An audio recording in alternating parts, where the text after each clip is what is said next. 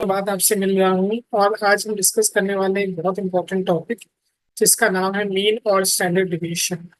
हम जब अपने ये काफी रेलिवेंट होगा क्लास 11 के बच्चों को, बट सिर्फ 11 के बच्चों को नहीं, बजाय इसके अलावा जो बच्चे CA CFA और बाकी कोर्सेज कर रहे हैं वहाँ पे भी बहुत इंपॉर्टेंट कॉन्सेप्ट है।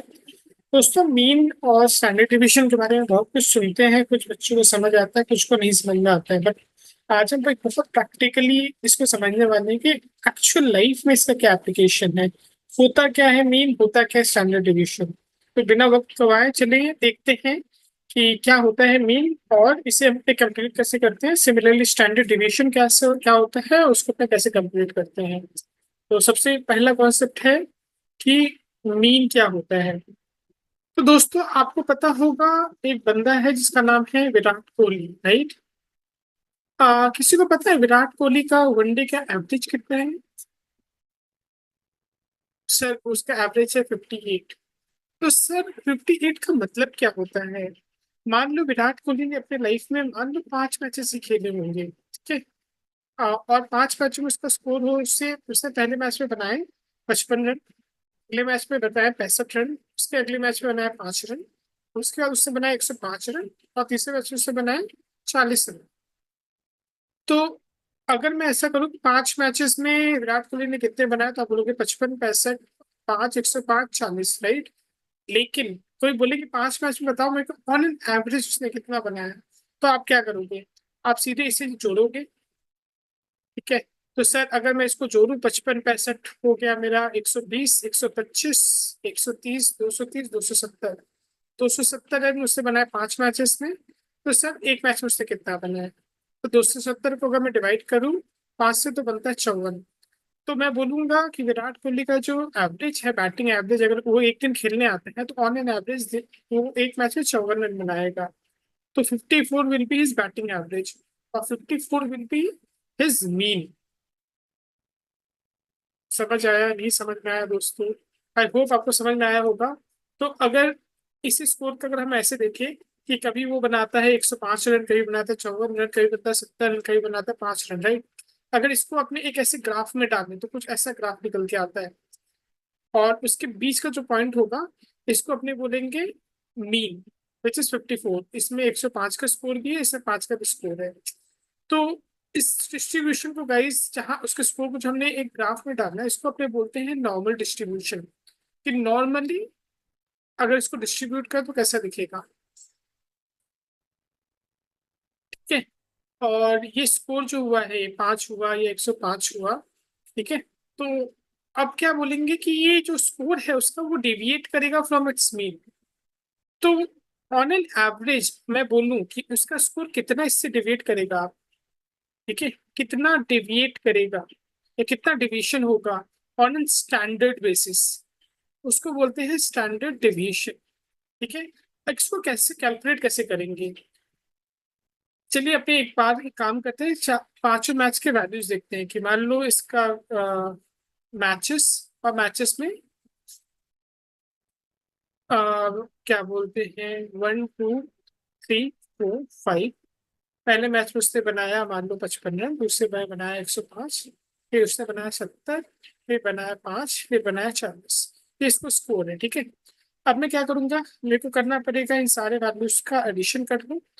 तो सर 55 और 160, 230, 230, 235, 275 हो गया, 275, ठीक है। अब इसका मेरे को अगर मीन निकालना हुआ, ये तो हो गया समीशन एक्स। मीन का फॉर्मूला है, उसको अपने एक्स के ऊपर में एक ऐसे बार डाल देंगे और इसको डिवाइड करेंगे नंबर ऑफ ऑब्जर्वेशन से। ये हो गया नंबर ऑफ ऑब्जर्वेशन, ठीक है। सो क्या बोलते हैं, 275 divided by 5, which is nothing but 55, is his mean, ठीक है। अब मैं देखूंगा कि on an average Virat Kohli जो है, उसका जो स्कोर है वो अपने मीन से कितना डिविएट करता है। तो मैं बोलूंगा 55 उसका मीन था, पहले मैच में उसने 55 बनाया तो उसका डिविएशन इज 0। अगले मैच में उसने क्या, 55 का एवरेज था, उससे 50 रन ज्यादा बना दिए। उसके अगले मैच में उसने 15 रन ज्यादा बना दिए। उसके बाद वाले मैच में उसने 50 रन कम बनाए। उसके बाद वाले मैच में उसने 15 रन कम बनाए। तो इतने सारे गाइस ये डिवीजन हो गए। मीन की खासियत क्या होती है, अगर इन सारे डिवीजन को आप अगर समेशन कर लीजिएगा, समेशन एक्स माइनस एक्स बार करिएगा तो हमेशा जीरो ही आएगा। तो डिवीजन मीन से, मीन की खासियत यही है कि इससे डिवीजन का एवरेज जीरो आता है। अब देखोगे इसका सबका टोटल इज जीरो। ठीक है, तो हम क्या करते हैं, अब जीरो आया तो हमको समझ में तो नहीं आया ना डिवीजन क्या हुआ, क्योंकि सर इसमें पॉजिटिव नंबर भी नेगेटिव नंबर भी है, दोनों एक दूसरे को ऑफसेट कर दे रहा है। तो इस नेगेटिव नंबर को हटाने के लिए हम क्या करते हैं, इसको कर देते हैं स्क्वायर।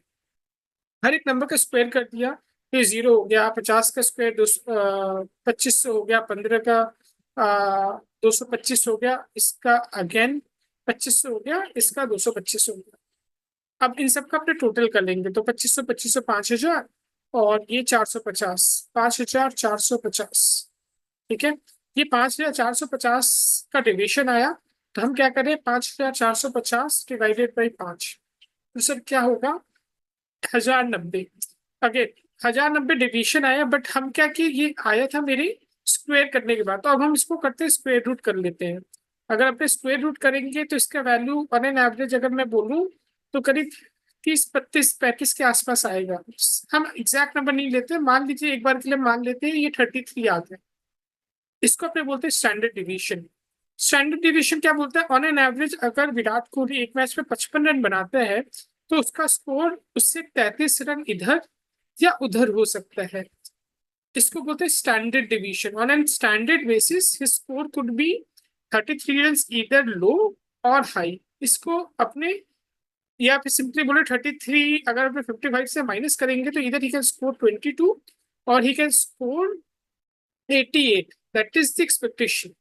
ठीक है, इसको अपने ग्राफ में भी अगर डालें, और जैसे हमने पहले दिखाया था कि ये मेरा अगर एक नॉर्मल डिस्ट्रीब्यूशन है, अगर मेरा मीन 55 है और उसके स्टैंडर्ड डिवीजन मान लीजिए 33 है, तो ऑन एन एवरेज उसका स्कोर या तो 22 होगा या फिर 88 होगा।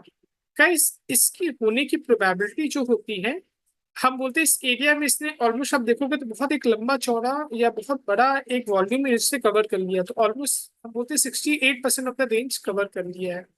तो हम बोलते हैं कि अपने मीन से एक स्टैंडर्ड डिवीजन लेफ्ट या राइट में होने की प्रोबेबिलिटी है 68%।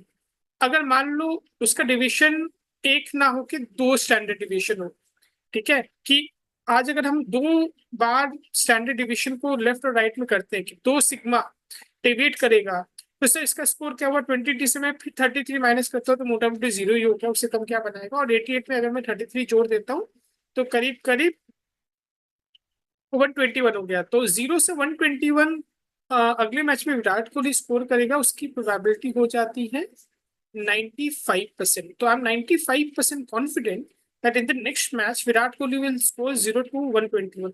इसको कैसे अपने कॉन्फिडेंस इंटरवल भी बोलते हैं स्टैटिस्टिक्स के भाषा में, कि आपका कॉन्फिडेंट इंटरवल कितना है। ठीक है, आई होप आपको समझ में आया होगा गाइस स्टैंडर्ड डिवीजन क्या होता है। स्टैंडर्ड डिवीजन का हमने जो फॉर्मूला जान के रखा हुआ है गाइस, किस इसकी कैसे कैलकुलेट करते हैं, अपने बोलते हैं x minus x bar divided by n का होल स्क्वायर का रूट ओवर। गाइस आप ये फॉर्मूला देखोगे तो आपको डर लगेगा, लेकिन अगर आप कॉन्सेप्चुअली समझोगे तो बहुत सिंपल सा कॉन्सेप्ट है। क्या होता है, कैसे निकालते हैं, आप अगर ये कॉन्सेप्ट समझ गए हो तो आपको इस फॉर्मूला को याद करने की कभी भी जरूरत नहीं है, वो सेल्फ इंट्यूटिव है और आप आसानी से इसको कर पाओगे। आई होप आप लोगों को समझ में आया होगा कि मीन क्या होता है, स्टैंडर्ड डिविजन क्या होता है, इसको कैलकुलेट कैसे करते हैं और उसका यूजेस क्या होता है। तो मिलते हैं अगले वीडियो में very soon. See you, bye bye.